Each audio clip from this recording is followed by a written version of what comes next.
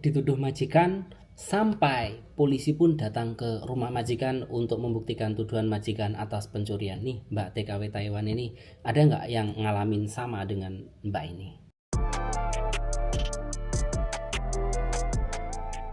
Nah, teman-teman semuanya, tadi saya tuh melihat dari postingan ini ya, salah satu postingan Mbak TKW yang bekerja di Taiwan. Ini juga banyak yang dialami oleh teman-teman semuanya dan ini menjadi pelajaran penting ya bagi kita semuanya. Nah, Mbak ini menulis begini ya. Ya Allah, begitu berat jalan perjuanganku. Ku mencari nafkah, hari ini tiba-tiba anak majikan nyidang aku. Katanya uang nenek hilang dan mereka menelpon agensi dan polisi. Tapi saya tidak takut sama sekali karena saya tidak mengambil uang itu. Jangankan uang, makanan saja saya tidak ditawari oleh nenek saya. Tidak berani makan. Ya Allah, kuserahkan semua kepadamu. Tolong hamba dari fitnah dan kesusahan ini. Dan seperti ini banyak sekali dialami oleh teman-teman yang ada di Taiwan ya. Kenapa seperti ini terjadi?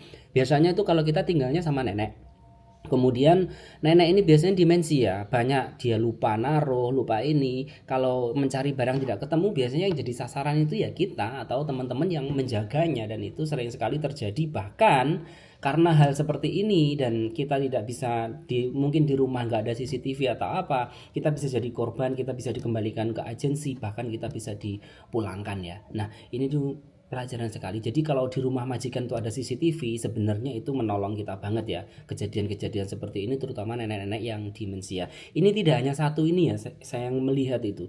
Banyak sekali teman-teman yang lain juga, ada yang dijebak uang, ada yang uangnya lupa naruh, kemudian kita yang dituduh, itu banyak sekali. Dan ya mau bagaimana lagi, yang penting untuk teman-teman semuanya harus diingat, jangan sekali-kali yang ada di Taiwan, ada di Hong Kong ataupun negara manapun, kita mengambil uang yang bukan punya kita ya. Baik di rumah majikan ataupun di jalanan, itu kita sering sekali ada uang ditaruh di jalan dan lain sebagainya. Itu kalau bisa kita udah usah mengambilnya karena itu sangat bahaya sekali. Ya mungkin sekali dua kali selamat, tapi suatu saat kita kena apesnya itu kita bisa menjadi korban, dan ya nasib kita yang dipertahankan, yang dipertaruhkan ya saat kita berada di luar negeri ya. Karena kita tahu lah, bekerja di luar negeri kan untuk memperbaiki perekonomian. Gara-gara uang 500, 100, bahkan 50 sen pun kita bisa terkena masalah dan bisa-bisa kita dipulangkan ke Indonesia. Apalagi saat ini proses ke luar negeri itu ya tidak mudah semudah dulu, dan banyak sekali teman-teman itu yang sudah ada di luar negeri karena masalah seperti itu dipulangkan. Seperti juga ada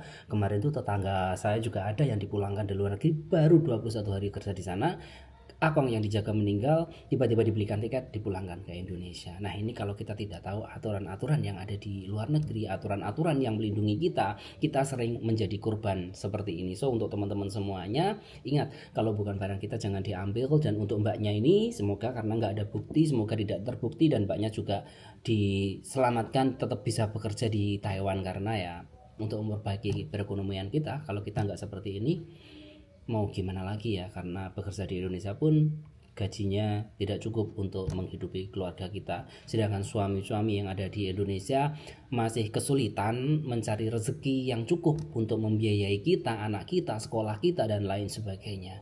Jadi teman-teman semua yang ada di luar negeri tetap ciao, tetap semangat dengan model-model majikan yang seperti ini.